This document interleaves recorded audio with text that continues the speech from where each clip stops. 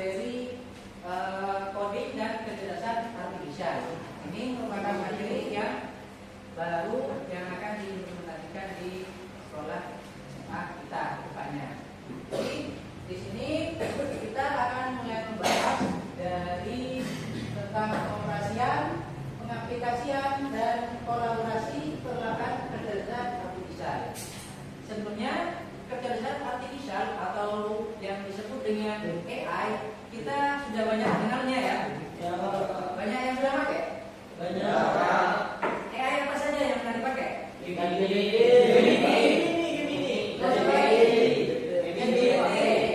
Apa lagi? Blackboard. DeepSeek. Ya ada DeepSeek. Terus apa lagi? Ada Digi. Ada banyak sekali sekarang ya. Memang perkembangan teknologi sekarang ini sudah merambah ke bagian AI atau Artificial Intelligence. Jadi di materi ini kita akan mengenal cara pengoperasian, pengaplikasian atau menggunakan AI-nya dan kolaborasi perangkat kecerdasan artifisial atau kita mengkolaborasikan perangkat-perangkat AI yang ada.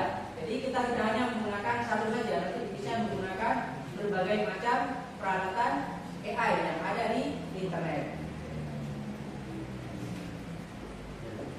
Pada pertemuan kali ini tujuan pembelajaran yang pertama adalah peserta didik mampu menjelaskan konsep dasar pengoperasian perangkat kecerdasan artifisial melalui diskusi dan tanya jawab dengan benar, minimal 2 contoh perangkat kecerdasan artifisial. Jadi nanti kita pada akhirnya di tujuan pertamanya nanti kalian harus mampu menjelaskan konsep dasar bagaimana pengoperasian AI itu atau kecerdasan artifisial bahasa Indonesianya ya. Kalau diskusi dan tanya jawab minimal 2 contoh nanti kalian harus bisa menyebutkannya. Saya. Ya. Terus tujuan yang kedua, peserta didik mampu mengaplikasikan minimal 3 aplikasi AI dalam kehidupan sehari-hari. Jadi nanti aplikasi AI apa saja yang bisa kita gunakan dalam kehidupan sehari-hari. Minimal sekitar 3. Ya, nggak apa-apa. Intinya harus lebih daripada 1 ya. Walaupun nggak sampai 3, walaupun 2 bisa. Tapi kayaknya karena saking banyaknya AI sekarang kayaknya kalau cuma 2 itu nanggung ya. 3 itu. Terus tujuan yang ketiga, peserta didik menggunakan beberapa perangkat AI atau kecerdasan artifisial seperti ChatGPT, Canva AI dalam proyek pembuatan konten digital secara berkelompok. Jadi ini untuk tujuan yang selanjutnya. Kalau kita sudah benar-benar memahami bagaimana cara pengoperasian dan mengkolaborasikan AI yang bisa kita gunakan. Yang pertama, kita akan mengenal dulu perangkat kecerdasan artifisial.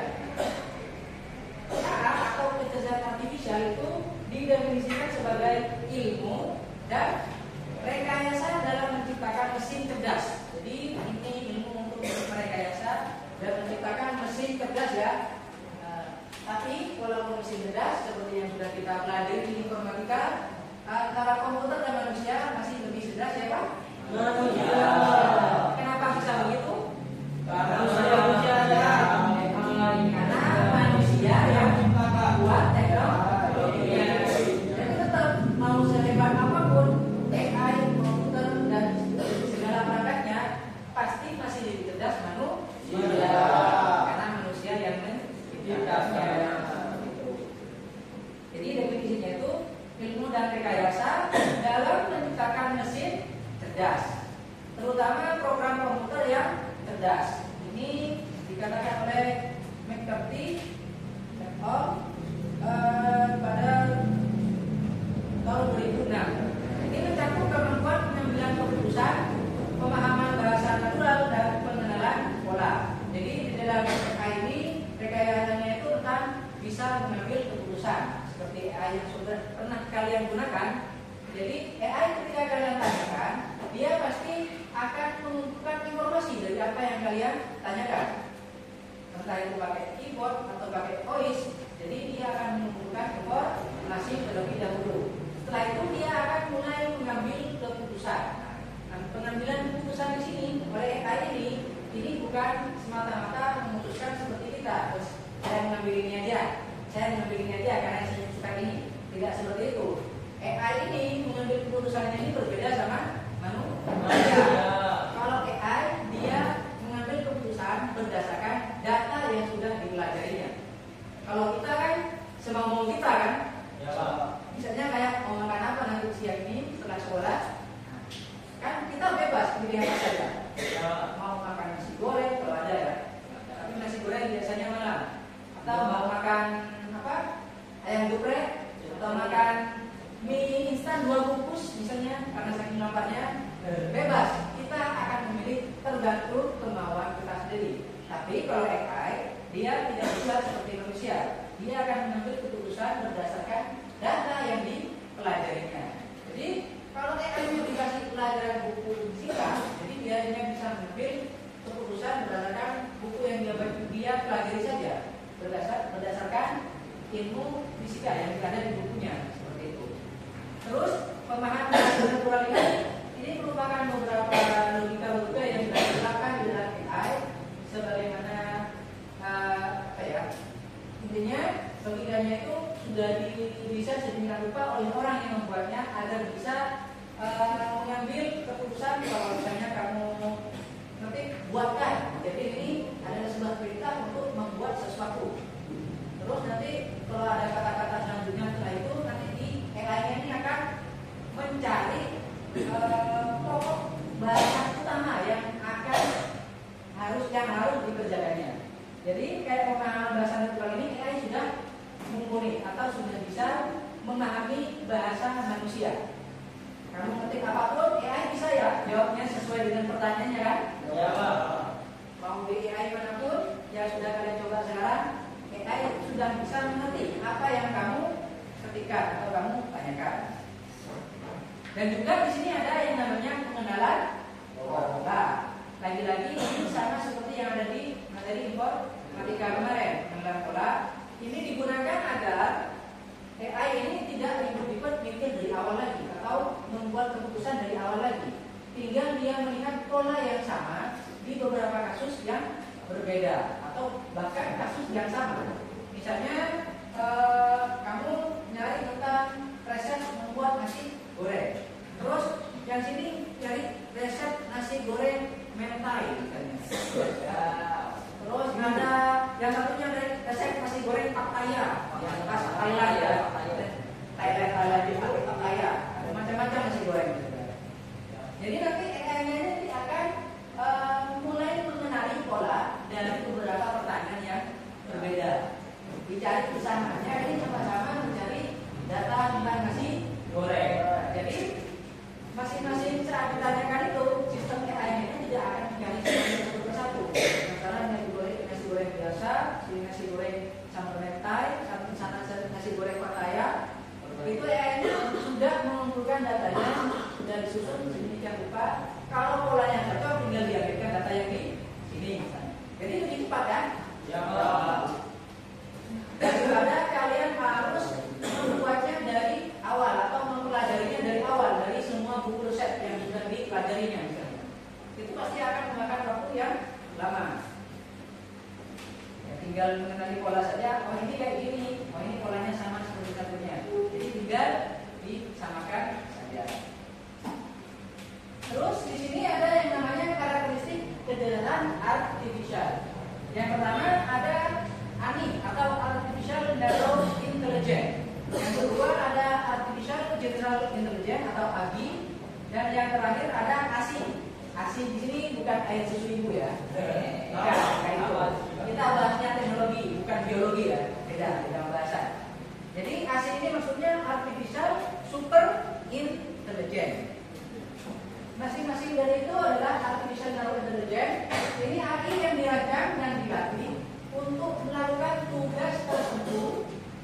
Contohnya sistem rekomendasi atau pengenalan wajah atau asisten suara. AI yang menggunakan sistem ANI ini sudah pernah saya gunakan. Entah kalau kalian ada yang pernah pakai Oke Google? Oke Google. Ada ya? Itu salah satu AI yang masuk kategori A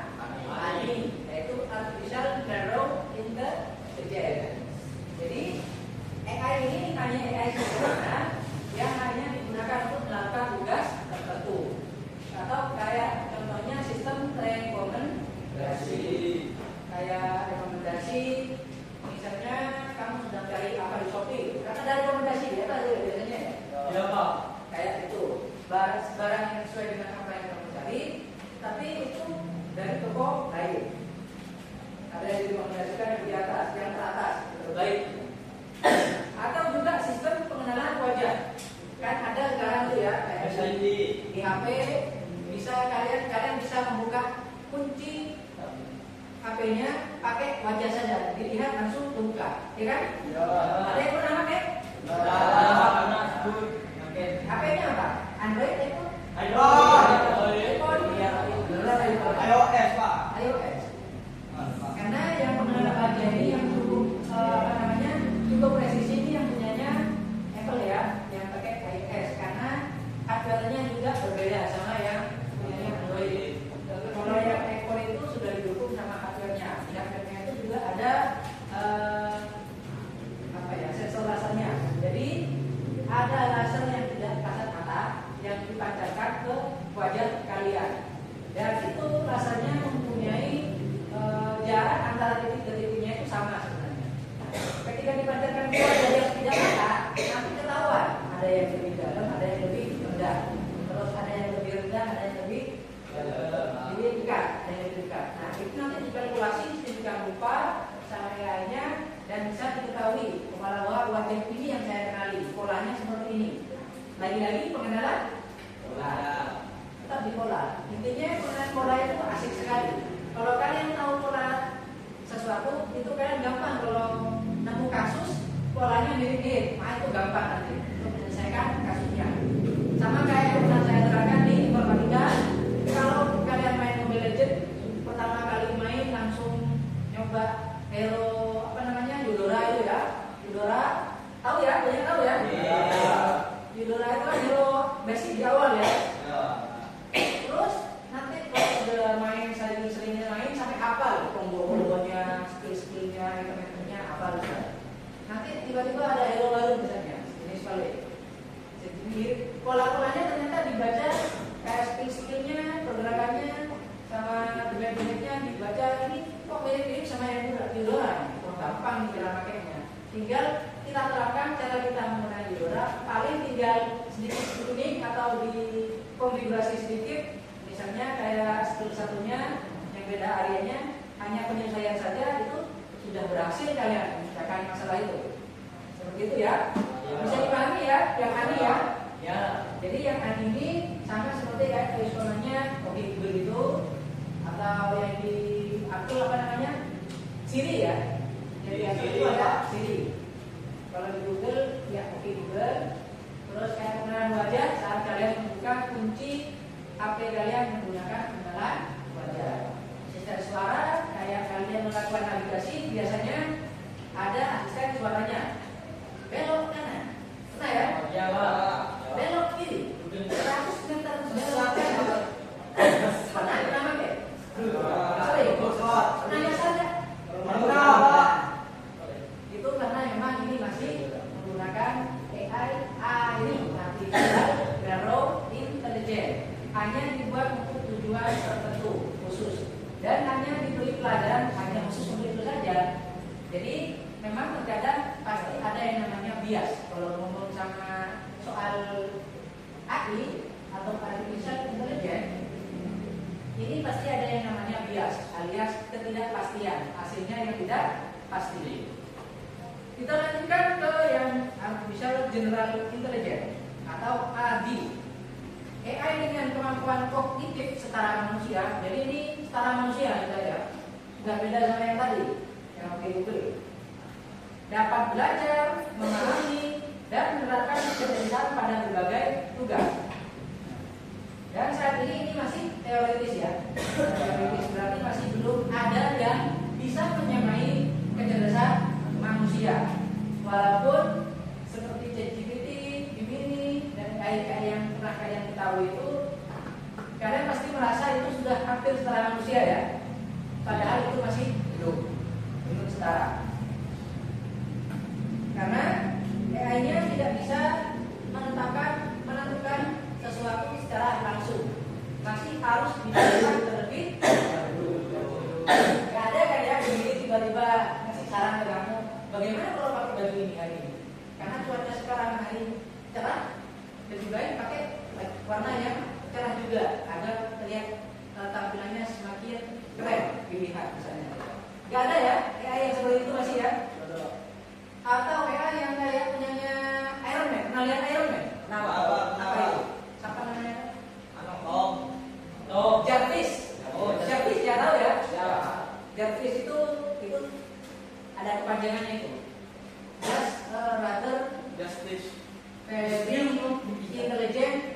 system. Namanya just a rather very intelligent system. Hanya sistem yang sangat intelijen. Bilangnya hanya. Padahal sudah sangat canggih di filmnya. Namanya Jarvis. Jadi mungkin yang dimaksud Aji di sini ini setara seperti Jarvis yang ada di film ini pula. Bisa ngasih rekomendasi atau ngasih sesuatu yang lebih daripada AI yang sekarang. Kalau AI yang sekarang kayak begini, kalian harus ketik dulu ya. Sebelum kalian dapat jawaban harus ketik dulu. Beda. Jadi dia tidak seperti manusia, harus diperintah. Masih seperti disebut dengan robot itu, harus diperintah dulu. Ya.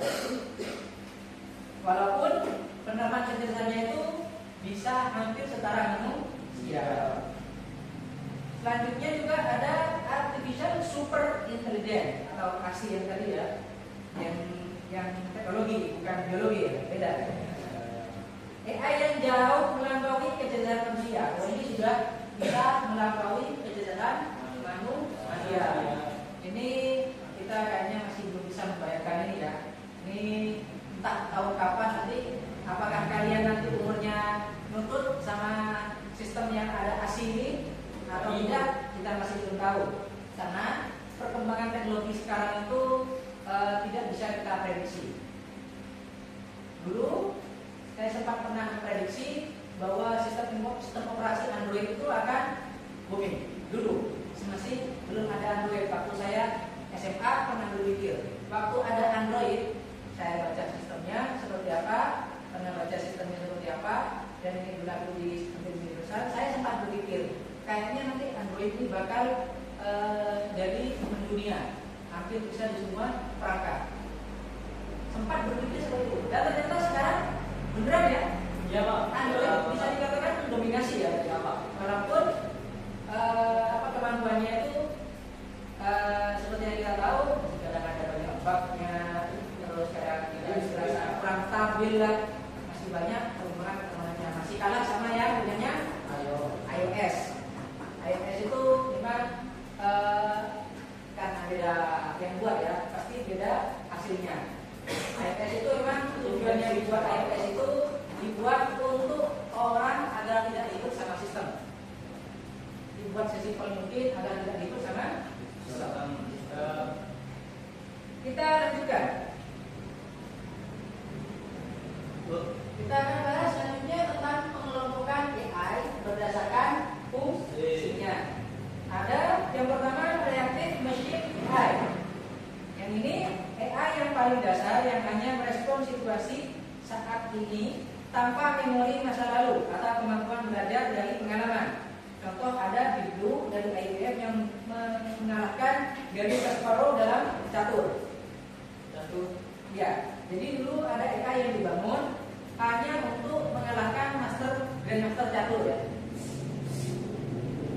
Jadi dia hanya bisa merespon situasi saat itu saja tanpa memori atau hasil penelusuran di masa yang sebelumnya. Jadi dia tidak belajar dari pengalaman. AI-nya tidak belajar dari pengalaman. Dia belajar dari ilmu yang dimasukkan saja.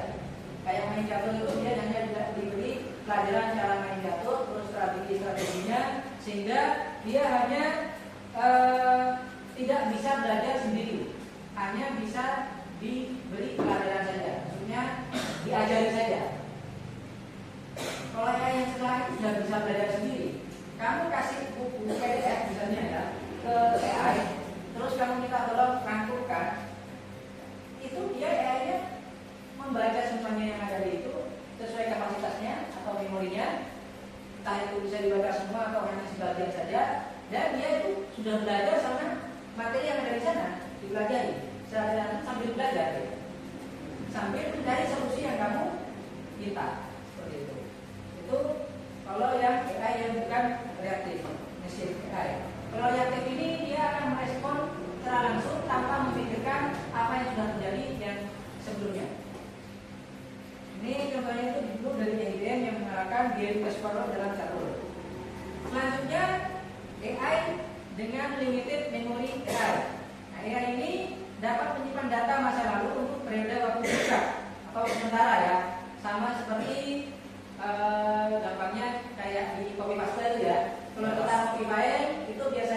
disimpan sementara kan?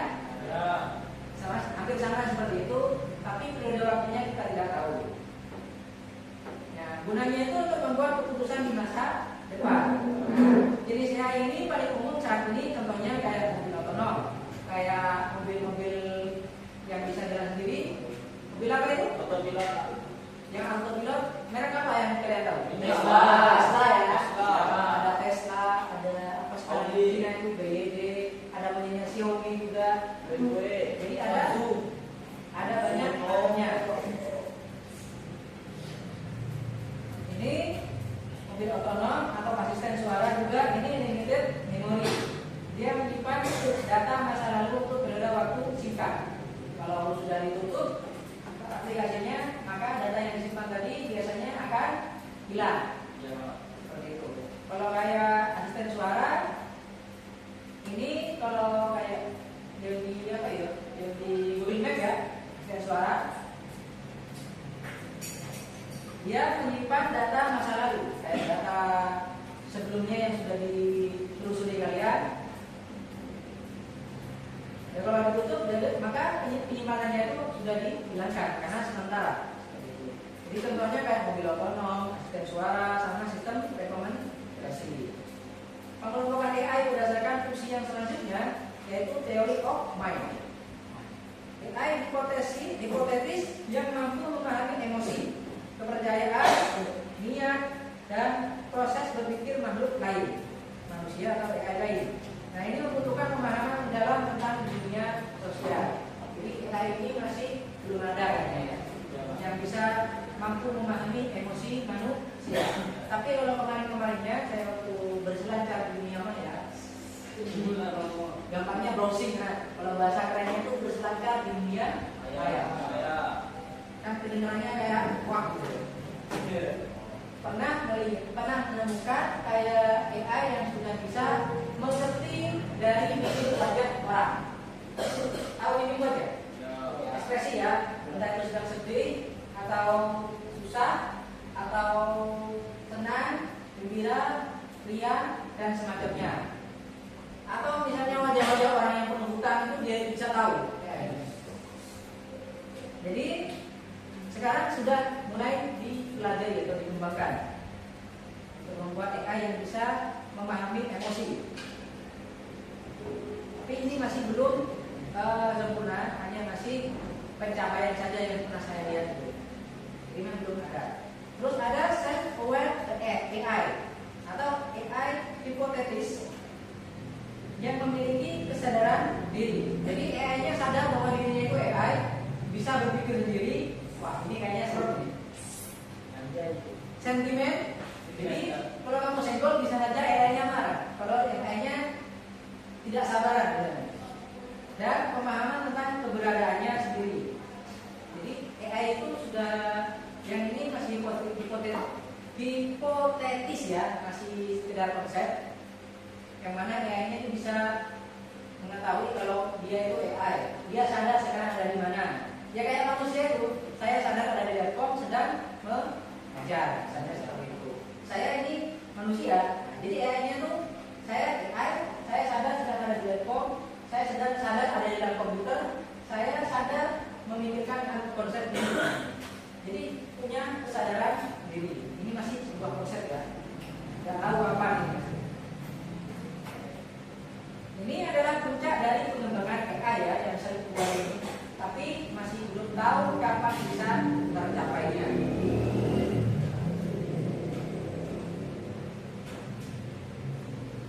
Selanjutnya karakteristik berdasar AI bisa belajar dari data. Jadi KA atau kecerdasan artifisial bahasa Indonesia ini mampu belajar dari data atau istilahnya machine learning.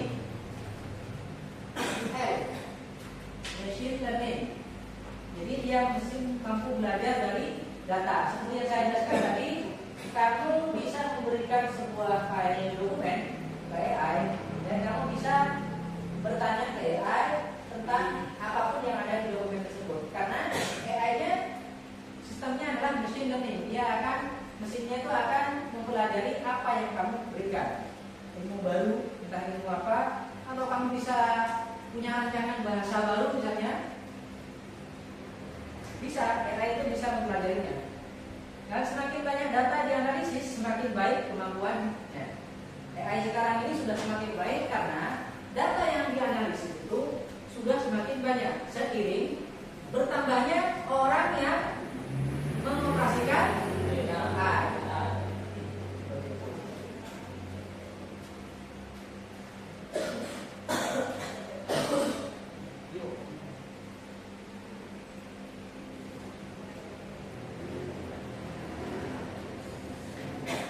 Selanjutnya ada beradaptasi dan meningkat.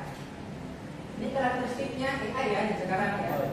AI itu belajar untuk belajar dari pengalaman dan kesalahan. Terkadang kalau kita menggunakan AI, hasilnya itu bisa salah kan? Bisa salah. Dan terkadang kita memberi umpan balik atau bukannya saya pernah juga menggunakan AI, jawabannya itu kebetulan saya tahu jawabannya tidak seperti itu, alias salah. Terus saya jawab ke AI-nya, bukannya itu salah ya, yang benar seperti ini ya. Dia akan bilang, memberikan kata, oh maaf, saya salah. Itu benar apa yang kamu katakan jika maksudnya seperti itu. Saya pernah seperti itu. Beberapa kali AI itu pernah mengalami kesalahan. Dan dari kesalahan tersebut, AI itu semakin belajar. Makanya sering kita dapat nasihat ya, belajar dari kesalahan. Kalau kita belajar dari kesalahan, kita bisa memperbaiki apa yang sudah pernah kita lakukan secara salah. Dan itu biasanya terkadang di sebagian manusia itu lebih cepat mempelajarinya karena sudah pernah mengalami kesalahan. Kayak kita belajar sepeda motor. Ada yang pernah pakai sepeda motor nggak pernah jatuh dari awal? Jatuh terus kan? Sering pernah jatuh kan? Kalau belajar naik sepeda motor biasanya pernah yang namanya jatuh. Dari jatuh yang pernah kamu alami, entah itu parah ataupun ringan, itu bisa diambil pelajaran bahwa pada kondisi tersebut kamu pasti nanti akan menghasilkan hipotesis yang berbeda. Misalnya kalau di tikungan berpasir, kamu pernah jatuh di tikungan yang ada pasirnya. Sering ya? Saya juga pernah alami. Jadi ketika menemukan kondisi seperti itu, pasti kalau saya akan mengerem sebelum tikungannya dan saat tikungan sehingga kecepatannya tidak terlalu cepat. Dan pengemudi motor tidak dibuat sangat miring sekali karena itu yang membuat bannya tergelincir atau terpleset bahasa gampangnya. Jadi AI itu bisa beradaptasi berdasarkan dari kesalahan. Jadi dia bisa beradaptasi. Makanya kalian kalau tidak bisa cepat beradaptasi nanti bisa kalah sama AI ya. Hati-hati loh ya. Jadi kalau kalian sudah mengerjakan sesuatu misalnya kayak tugas terus ada yang salah, jadi enaknya itu langsung tanya sama gurunya, kok bisa salah? Gimana yang benar caranya? Dari kesalahan tersebut yang sudah kamu lakukan, nanti guru memberikan jawaban yang benar. Ketika ada jawaban yang benar, kamu tahu bahwa cara mengerjakannya itu yang saya lakukan itu salah dan yang benar punya guru. Itu akan melekat biasanya di memori kita. Sama AI seperti itu juga. Bisa belajar dari kesalahan. Terus algoritma dan model prediktif. Bekerja menggunakan algoritma dan model matematis untuk memproses data dan menghasilkan prediksi. Jadi sebenarnya AI itu bekerjanya menggunakan algoritma ya. Seperti yang kita pelajari di informatika, dia menggunakan algoritma dan model matematis untuk memproses data yang didapat, yang dipelajari dan yang diberikan sebagai umpan balik. Dan yang selanjutnya mengenal pola dan otomatisasi. AI juga mampu mengenali pola tersembunyi dan membuat keputusan secara otomatis tanpa intervensi manusia. Jadi tanpa kita ganggu, AI ini juga bisa menemukan pola-pola yang dia pahami atau pola-pola yang tidak kita ketahui juga. AI ini juga bisa. Di sini ada tabel berdasarkan kecerdasan artificial dan kecerdasan manusia. Kalau AI tidak memiliki perasaan, hanya mengikuti instruksi. Terus kalau manusia bisa berpikir sendiri, punya perasaan, kreatif, berinovasi dan menciptakan ide baru. Makanya manusia masih tetap lebih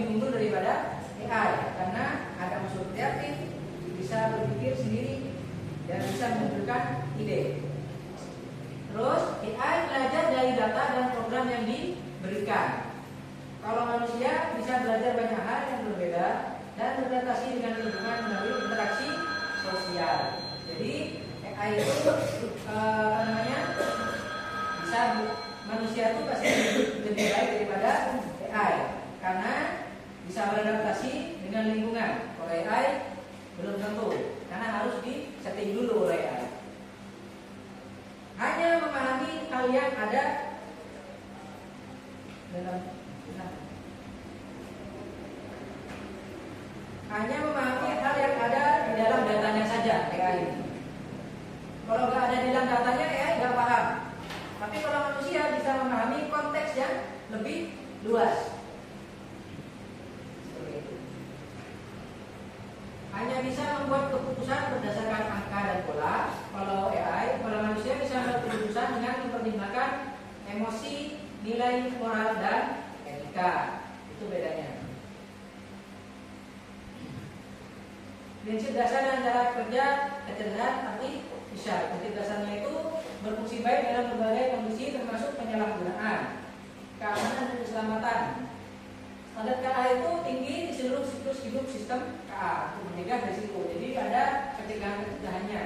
Misalnya kamu minta AI untuk membuat bagaimana membuat replika senjata AK-47 misalnya, dia nggak akan kasih karena itu akan berkaitan sama keamanan dan keselamatan.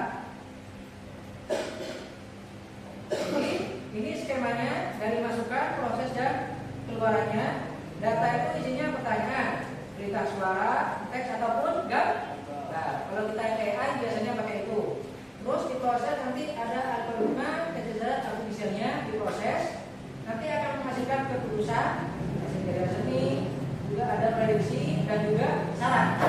Pasti seperti itu kalau AI yang sekarang. Ada prediksi dari apa yang dibahas atau dipertanyakan. Terus ada saran yang lebih baik seperti itu. Pengoperasiannya itu dalam KA ini banyak bisa dioperasikan dengan banyak bidang. Yang pertama, bidang ekonomi bisnis bisa digunakan untuk menganalisa data dalam bisnis. Kayak bisa buat chatbot ya. Chatbot ini kayak chattingan yang ada di aplikasi bisnis atau di aplikasi yang lainnya yang bisa kalian aja tanyakan untuk memecahkan masalah yang terjadi di aplikasinya. Kayak kalau di Tokopedia ada Tokopedia Care, ada sistem chatbot di sana. Kalau kamu ketik, kamu tanya apa nanti dijawab solusinya. Itu kayak chatbot. Terus pendidikan ada sistem pembelajaran adaptif, analisis prediktif dan konten edukasi generatif. Jadi kayak PowerPoint yang saya gunakan di depan ini saya menggunakan artificial intelligence. Saya menggunakan gambar AI untuk membuat PowerPoint-nya. Jadi saya lebih mudah untuk membuat materi ajar. Dalam kesehatan bisa digunakan untuk mendiagnosa penyakit, menginterpretasi citra medis dan manajemen data yang terintegrasi. Kalau dalam pemerintahan, perencanaan kota lintas, manajemen bencana, pelayanan publik otomatis. Kebudayaan ada digital arsip, restorasi seni dan rekonstruksi bahasa daerah. Di industri dan manufaktur ada otomatisasi, kemungkinan prediktif, optimasi rantai pasokan. Kayak perakitan yang menggunakan mesin itu sudah pakai AI sekarang. Kalau profesinya ini ada data science di bidang KA. Jadi nanti kalau kita pintar di KA ini atau AI, kita nanti bisa jadi data scientist, mengumpulkan, analisis dan menafsirkan data untuk model KA yang lain. Terus AI research scientist melakukan penelitian untuk pengembangan AI baru. Terus AI ethics spesialis menilai dan mengelola dampak etika teknologi KA. Jadi pasti ada dampaknya. Walaupun AI ini sangat membantu kita, pasti ada dampaknya. Machine learning engineer, kamu nanti kalau pintar di AI bisa merancang dan mengembangkan algoritma pembelajaran mesin juga, atau bisa buat AI yang lebih bagus. Ada robot engineer, merancang robot dan mengembangkan robot berbasis KA. Kemarin ini saya baru saja hari kemarin ini baru menemukan video short yang menjelaskan tentang orang yang membuat senjata penembak otomatis menggunakan senjata asli. Otaknya menggunakan AI di ChatGPT ya, menggunakan ChatGPT. Jadi dia bisa memprediksi target. Dan hasilnya tembakannya sekitar 80-90% presisinya. Bayangkan kalau itu digunakan untuk kejahatan. Ada orang mati tanpa nggak tahu, bukan santet tapi pakai senjata. Yang kontrol pakai AI, dikontrol dari jauh, bisa dari luar negeri. Jadi membunuh orang jauh bisa. Nah, dan gara-gara itu akun ChatGPT-nya orang yang dipakai buat membangun sistemnya itu diblokir. Padahal itu untuk itu hanya sama orangnya itu dibuat pengembangan saja, tapi diblokir karena itu berbahaya, takut menyebar ke area luas. Kalau dipasang di kendaraan bahaya nanti kalau dipakai teroris. Yang terakhir ada AI arsitek, merancang arsitektur sistem AI yang kompleks. Untuk selanjutnya kita akan lanjutkan ke pertemuan yang akan datang karena waktunya sudah habis ya, sebenarnya ya. Jadi kita akan lanjutkan kayak di selanjutnya kita akan lanjutkan di pertemuan yang akan datang. Terima kasih untuk pertemuan kali ini. Kita tutup pertemuan kali ini dengan membaca doa. Bismillahirrahmanirrahim. Allahumma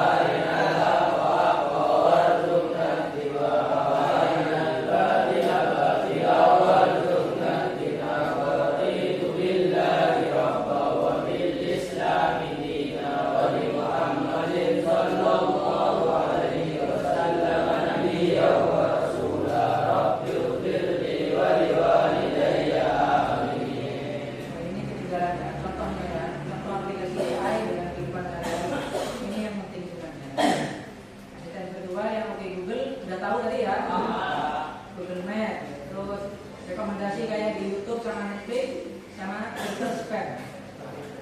Ini yang ketinggalan. Oke lah. Kayaknya over waktunya. Setengah satu. Lebih banyak.